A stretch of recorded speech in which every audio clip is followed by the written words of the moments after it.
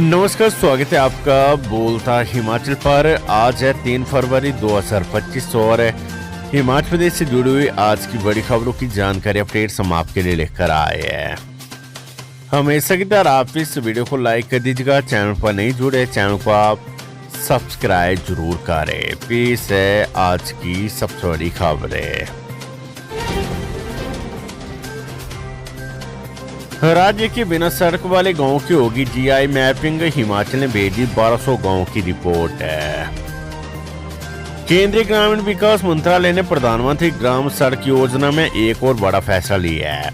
मंत्रालय ने हिमाचल समेत तमाम राज्यों से ग्राम सड़क सर्वे ऐप पर अपलोड सड़क विहीन बस्तियों की रिपोर्ट के ग्लोबल इंडेक्स मैपिंग GIM के आदेश दिए हैं। देश भर में ये सर्वे 15 फरवरी से शुरू होगा। फिर राज्यों को गतिशील ऐप पर सर्वे की रिपोर्ट अपलोड करनी होगी और इसकी जांच पूरी होने के बाद केंद्र सरकार प्रधानमंत्री ग्राम सड़क योजना के चौथे चरण में टेंडर प्रक्रिया को शुरू करने की मंजूरी देगी। गौरतलब है कि हिमाचल में PWD ने 1200 ऐसे छोटे छोटे गाँव की तलाश की है जहां अभी तक सड़क नहीं पहुंच पाई है। हालांकि राज्य की 200 सड़कें मंजूरी के लिए अभी कतार में है, जबकि 1200 सड़कों को मंजूरी लगभग मिल चुकी है।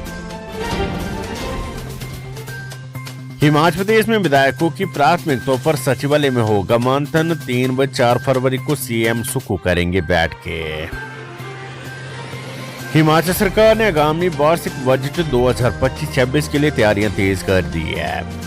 इसी कड़ी में आगामी बजट में विधायकों की प्राथमिकताओं के निर्धारण के लिए 3 व 4 फरवरी को विधायक प्राथमिकता की बैठक प्रदेश सचिवालय में होगी।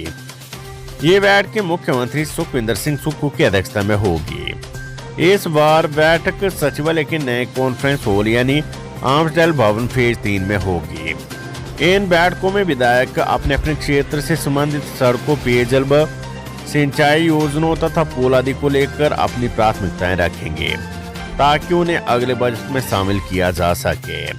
आज सुबह 10:30 से 1:30 बजे तक जिला कांगड़ा, किन्नौर व कुल्लू तथा दोपहर 2 से 5 बजे तक सोलन, चंबा, बिलासपुर और लाहौल स्पीति जिले के विधायकों के साथ बैठकें की जाएगी।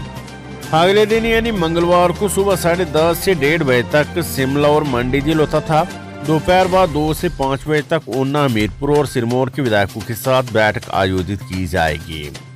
इन बैठकों में वार्षिक बजट 2025-26 की विधायक प्राथमिकताओं के निर्धारण के लिए विचार विमर्श किया जाएगा।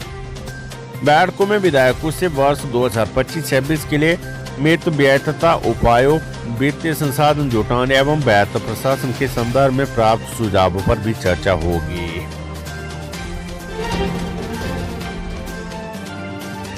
हिमाचल में भाजपा करेगी विधायक प्राथमिकता बैठक का बहिष्कार। जयराम ठाकुर ने सुक्खू सरकार पर साधा निशाना। हिमाचल में प्रदेश भाजपा 3 व 4 फरवरी को होने वाली विधायक प्राथमिकता बैठकों का बहिष्कार करेगी। नेता प्रतिपक्ष जयराम ठाकुर ने आरोप लगाया कि 2 वर्षों में भाजपा के विधायकों द्वारा बताए गए किसी भी काम को सुक्खू सरकार द्वारा प्राथमिकता नहीं दी गई। उल्टा सरकार द्वारा भाजपा विधायकों को विभिन्न प्रकार से प्रताड़ित किया जा रहा है। उन्होंने आरोप लगाया कि प्राथमिकता बैठक में भाजपा के विधायक अपने कामों के बारे में बताते हैं, लेकिन सरकार उन्हें बिल्कुल भी प्राथमिकता नहीं देती है। हिमाचल प्रदेश में ये परंपरा रही है कि जब भी बजट सत्र आता है उससे पहले विधायकों की प्राथमिकता के सिलसिले में अपने अपने क्षेत्र की समस्याओं को लेकर के विधायक प्राथमिकता की बैठक होती है। अब की बार भी वो 3 और 4 फरवरी को निर्धारित हुई है वो बैठक। लेकिन जिस प्रकार से हिमाचल प्रदेश में विधायकों को जलील किया जा रहा है, प्रताड़ित किया जा रहा है, उनके खिलाफ मामले दर्ज करके उनको कई घंटे तक जो है बिठाया जा रहा है और छोटे छोटे कर्मचारी, छोटे छोटे अधिकारी जो है उनको प्रताड़ित करने में लगे हैं। और जिस तरह से विधायकों के परिवार वालों के भी ऊपर मामले दर्ज किए हैं और विकास कार्य विधायकों के जो अपोजिशन के विधायक हैं उनके कहने पर बिल्कुल नहीं किए जा रहे, तो ऐसी सूरत में भारतीय जनता पार्टी के विधायक दल ने तय किया है कि 3 और 4 तारीख को 3 और 4 फरवरी को जो मुख्यमंत्री की अध्यक्षता में जो विधायक प्राथमिकता की जो बैठक निर्धारित हुई है इसमें हम हिस्सा नहीं लेंगे। हिमाचल प्रदेश में मेडिकल कॉलेजों में कॉमन कैडर से सुधरेगा स्वास्थ्य क्षेत्र है। हिमाचल सरकार ने राज्य के सभी सरकारी चिकित्सा महाविद्यालयों और सुपर स्पेशलिटी संस्थानों में भविष्य की सभी संकाय नियुक्तियों के लिए एक कॉमन कैडर स्थापित करने का सैद्धांतिक रूप से निर्णय लिया है। सीएम सुक्खू का कहना है कि इस व्यवस्था से सम्मान, दक्ष, बेहतर चिकित्सा शिक्षा और स्वास्थ्य सेवाओं में गुणवत्ता सुनिश्चित होने में मदद मिलेगी। वर्तमान में कॉलेज विशेष कैडर प्रणाली के अनुसार संकाय नियुक्तियां की जाती है, जिससे प्रशासनिक असमानता, सेवा शर्तों में असंगतता और विशेष रूप से नव स्थापित चिकित्सा महाविद्यालयों में संकाय की कमी को देखा गया है। इन चुनौतियों का समाधान करने के लिए कॉमन कैडर प्रणाली के माध्यम से संकाय की भर्ती के लिए एक समान प्रणाली, कैरियर प्रगति और अंतर संस्थागत स्थानांतरण के लिए एकीकृत संरचना स्थापित की जाएगी, जिससे संकाय प्रबंधन के लिए एक निष्पक्ष और पारदर्शी ढांचा सुनिश्चित होगा। इस पहल से सभी सरकारी चिकित्सा संस्थानों में सेवा शर्तों में सामंजस्य स्थापित करते हुए भर्ती प्रक्रियाओं, प्रशिक्षण कार्यक्रमों और कैरियर उन्नति के अवसरों के लिए मानक स्थापित होंगे। स्कूल प्रिंसिपलों की रेगुलर डीपीसी को मंजूरी 2017 से अब तक कई स्कूल प्रिंसिपल होंगे रेगुलर। राज्य के सरकारी स्कूलों में प्रिंसिपल की रेगुलर प्रमोशन के लिए मुख्यमंत्री कार्यालय से अनुमति मिल गई है। कैबिनेट में हुए फैसले के कारण सीएम से फाइल पर मंजूरी लेना जरूरी था। अब शिक्षा विभाग ने शिक्षा सचिव को डिपार्टमेंटल प्रमोशन कमेटी यानी डीपीसी की मीटिंग के लिए डेट मांगी है। इस प्रक्रिया से लोक सेवा आयोग को बाहर रखा गया है। हिमाचल सरकार वर्ष 2017 से सरकारी स्कूलों में प्रिंसिपल को प्लेसमेंट के जरिए लगा रही है। तब ये करने के पीछे कोर्ट केस की एक मजबूरी थी, लेकिन बाद में इस प्रक्रिया को अपनाया जाता रहा। इस बीच अधिकांश स्कूल प्रिंसिपल रिटायर हो गए, लेकिन रेगुलर नहीं हुए। इनकी संख्या 2000 से ज्यादा है। अब वर्ष 2017 से 2023 के प्रिंसिपलों को रेगुलर करने के लिए प्रक्रिया शुरू की जा रही है। ये मामला करीब 2 महीने पहले मंत्रिमंडल की बैठक में भी गया था। इस बैठक में मुख्यमंत्री को प्रमोशन प्रक्रिया पर फैसला लेने के लिए अधिकृत किया गया था। डीपीसी की इस बैठक को लोक सेवा आयोग के बिना शिक्षा सचिव की अध्यक्षता में ही करने की अनुमति ले ली गई है। हालांकि शिक्षा विभाग रेगुलर होने वाले प्रिंसिपलों के एरियर को लेकर साइलेंट ही रहेगा। इन प्रिंसिपलों की पेंशन या वेतन में रेगुलर प्रमोशन का असर एकदम दिखेगा, लेकिन कैरियर के लिए अलग से आदेश जारी होने का प्रावधान फिलहाल किया जा रहा है। हिमाचल प्रदेश को बजट से ज्यादा सोल में वित्त आयोग की चिंता। भारत सरकार के आम बजट में बिहार की तरह हिमाचल का नाम बेशक न आया हो, लेकिन राज्य सरकार को बजट से ज्यादा सोल में वित्त आयोग की चिंता है। इसकी सबसे बड़ी वजह यह है कि हिमाचल में सरकारों की निर्भरता राष्ट्रीय घाटा अनुदान यानी आरडीजी पर रहती है। 14वें वित्त आयोग के 5 साल की अवधि में 2015 से 2020 के बीच हिमाचल को 40,624 करोड़ रुपए राष्ट्रीय घाटा अनुदान के तौर पर मिले थे। इसके बाद 15वें वित्त आयोग ने 2021 से 26 तक 37,199 करोड़ रुपए रेवेन्यू डेफिसिएंट ग्रांट में दिए, लेकिन इसे हर साल घटती राशि में डाल दिया जाता था। इस कारण वर्ष 2021-22 में 10,249 करोड़ रुपए की ग्रांट मिली, जबकि अब अंतिम वर्ष यानी 2025-26 में सिर्फ 3,257 करोड़ रुपए की ग्रांट मिलेगी। ऐसा इसलिए किया गया क्योंकि वित्त आयोग ने हिमाचल को ग्रांट पर अपनी निर्भरता कम करने का टास्क दिया था, लेकिन हिमाचल में अब इसके विपरीत हो गया और अब राज्य सरकार का लोन ही 1 लाख करोड़ रुपए से ऊपर चला गया है। ऐसे में वर्ष 2026 से शुरू हो रहे 16वें वित्त आयोग ने यदि राष्ट्रीय घाटा अनुदान को नहीं बढ़ाया तो राज्य के लिए आर्थिक चुनौतियां और कड़ी हो जाएगी। इनकम टैक्स में छूट मिलने से हिमाचल प्रदेश के 1.5 लाख आयकरदाताओं को बड़ी राहत, लंबे समय से था इंतजार है। केंद्रीय बजट में 12 लाख रुपए की आय में आयकर की छूट से हिमाचल प्रदेश के 1.5 लाख आयकरदाताओं को सीधे लाभ मिलेगा। इनमें 80,000 सरकारी कर्मचारी भी है। प्रदेश से 4,20,000 लोग आयकर भरते हैं, जिसमें से 1.5 लाख की आयकर देते हैं। प्रदेश में 2,36,000 सरकारी कर्मचारी और 1 लाख पेंशनर है।